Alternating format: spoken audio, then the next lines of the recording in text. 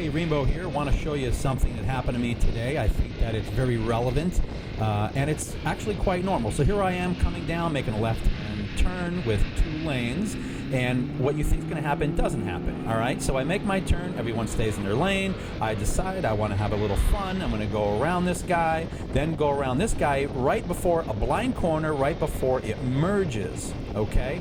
And as I'm coming around here, what happens? There's a truck, makes a right-hand turn in my lane, and I simply just go around them.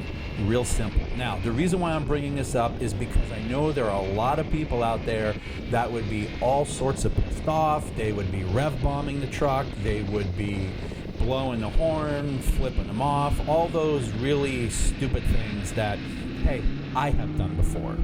But the point that I want to make with this one is, think about this. I'm coming around a blind corner. He doesn't see me. He's already committed. I had plenty of time to do 2 things. I had plenty of time to change lanes and go around him, or I had plenty of time to stop. I chose to go around him because the lane next to me was clear. This is a non-issue. This is normal driving. And when you have a motorcycle that accelerates fast, this is going to happen.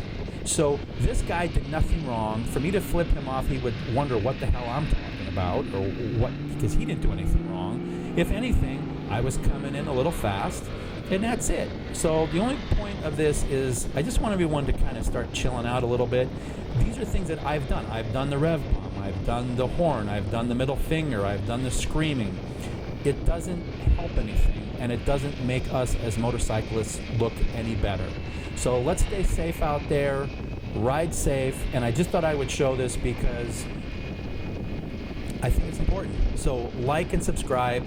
Have yourself a great day.